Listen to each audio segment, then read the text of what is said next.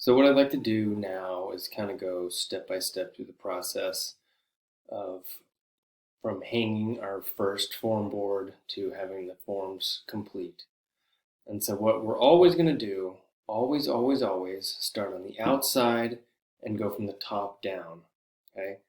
Um, at some point in your career, you might get the bright idea to start at the bottom and work your way up because then you don't have to reach around the top form boards that you've already set. It's difficult to do that, but it's a bad idea to start at the bottom and work your way up.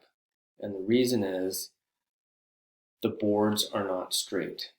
Okay? We want to pick out our straightest boards that we have and start out at the top and run those. Okay? If we try and start at the bottom and work our way up, we're going to end up out of level by the time we get to the top. Okay? If we start nice and flat and straight and level at the top and work our way down, and then the third form board's crooked, out of level, it doesn't matter. That's all going to be covered in concrete and probably backfilled against anyway. Okay, so if you want to argue with me about it, please send me an email. I'll try and convince you never to do that. But always start at the top, on the outside, work your way down. We want to start with 20-foot boards. We should have a nice collection of 20-foot boards that we've saved and not cut. And we want to just start by putting those up, get our longest ones out of the way first, and then we'll fill gaps in where we can. Okay, so let's just say, for example, our house is 32 feet wide and it's 47 feet deep. Okay, let's start in the front and let's hang a 20. And then we'll start on the side and we'll hang two 20s. And then what we want to do is we want to get some boards. We don't necessarily want to cut them exactly to length. We want to run boards wild. Okay, so if we were 32 feet wide in the front and we put up a 20, let's get a 14 footer or a 15 footer or something like that and let it run long, and then we'll bring the other wall into it and we'll nail that corner together. Okay, so I have on the PowerPoint here, consult foundation plan. Sometimes your foundation plan might be different than your floor plan. Okay, I've built houses in the past where the foundation plan has been an inch bigger on both sides than the floor plan, because then we were able to set the plywood down on top of the stem wall. And this might not mean anything to anybody yet, but remember this. It is one way to do it. The alternative is your plywood is going to overhang the concrete, and there are different schools of thought about why, which method you should do. But either way, just take a look at the foundation plan. It's probably the same as the floor plan. Okay. So starting out, we've pulled out a 20-foot 2x12. We're getting ready to hang it. Let's get 3 metal stakes that are the appropriate length. Okay. We have already got our string lines up, and remember that string line is representing top outside face of concrete. Okay, so we're going to get 3 stakes and we're getting ready to set a 20-foot board.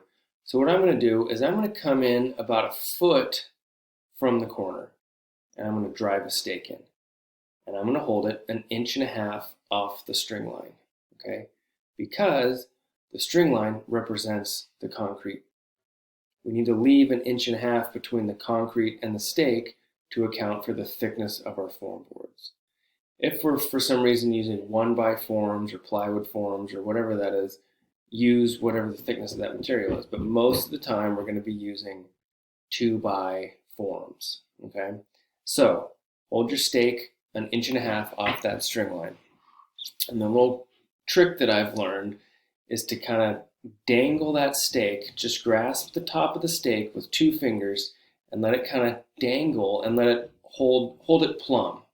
Okay, especially if we have taller walls, it's pretty important that we get these stakes in plumb, because if we drive stakes in crooked, that's how our form boards are going to go on also, and we're going to end up with a foundation wall that's out of plumb. Okay, so dangle that stake plumb, hold it in about a foot from the corner and drive that stake in with a sledgehammer.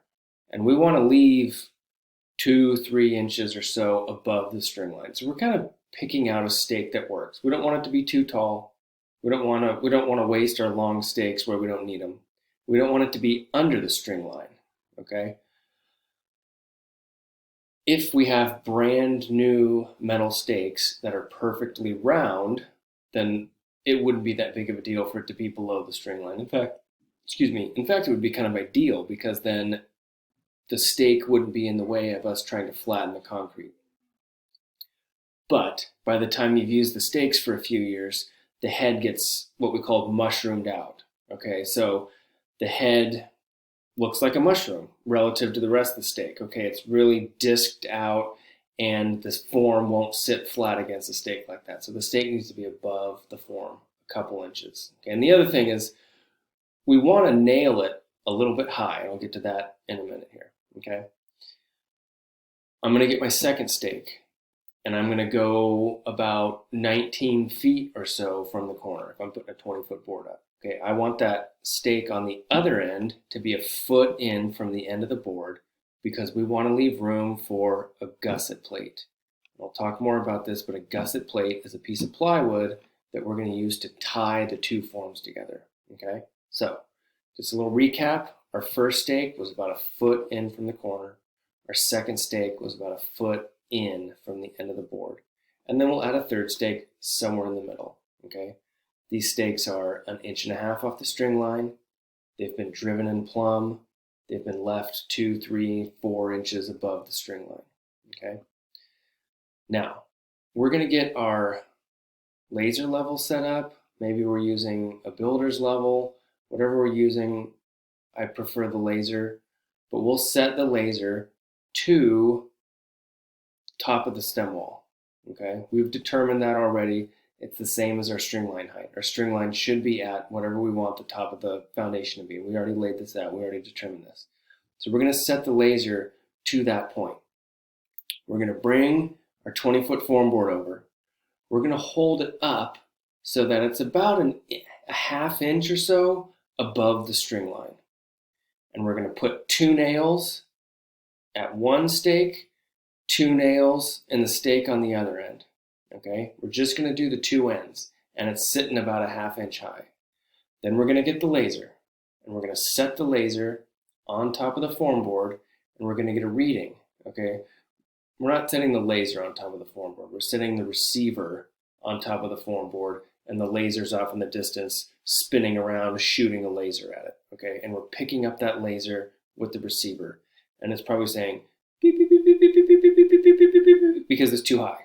Okay, and we can see on the little screen on the laser that it's too high, and then there's a little arrow pointing down saying it needs to go down. So we're going to get our hammer, and we're very gently going to tap, tap, tap, and drive that stake with the form board nailed to it, drive it down until we get a nice beep, and there'll be a nice flat line on the receiver, and it'll be a solid beep, and that'll be level. Then we're going to go over to the other side, okay? And we're going to tap, tap, tap it down until it's level, okay? Then we're going to go into the middle.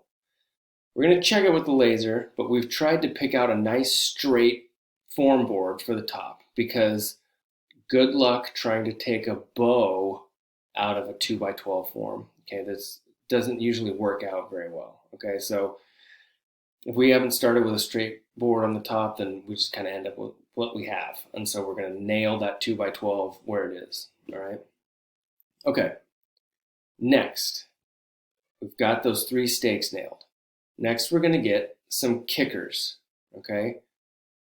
Metal stakes that are driven at a 45-degree angle. We're going to drive those next to the uprights. Okay. We want to leave, we don't want to be right next to the upright. We want to be an inch off of it, maybe 2 inches, okay? We want to leave enough room in there so that we can get our hammer in and pull the nails out the next day, okay? So 1 inch away from that upright stake, we're going to drive in a kicker at a 45-degree angle, okay, on those 3 stakes, all right? That string line that we have set up for our batter board, not only is it the height, but it's establishing straight also. Okay, so we're going to look at that thing. We're going to make sure that that form board isn't pushing the string line.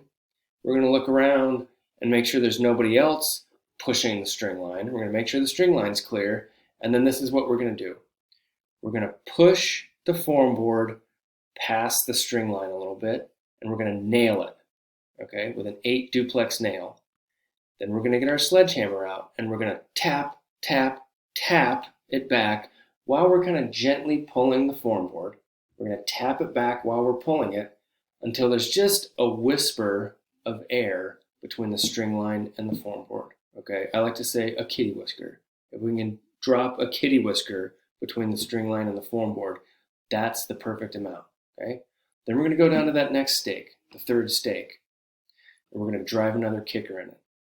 We're going to push it just past the string line, and we're going to nail it, and we're going to tap it back until there's a kitty whisker between the string line and the form board. And we're going to do that with the end stake also. Okay, so at 3 points, it's at elevation and it's straight according to the string line. Okay, and then what I would suggest is go between each one of those stakes and add another vertical and another kicker. Okay, we want to kind of button up those form boards as we're going. We don't want to do an entire run of form boards because then there's going to be so many points when it's all loose and flopping around that it might be pushing against the string line. It's kind of a battle. So each form board we put in, let's get it done and straight. Okay. All right.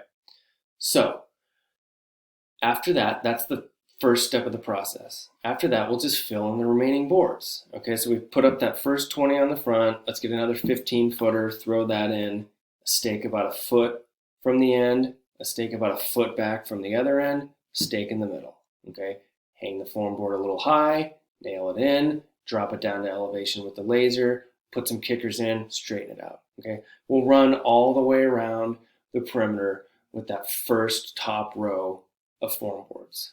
Okay, next, it's time for the second row of form boards. If we need it, we're probably going to need it, but maybe we're pouring a slab, maybe the lot's really flat, maybe we're getting away with just one form board. Okay, but it's kind of unlikely. Okay, we're probably going to need to add a second row of form boards.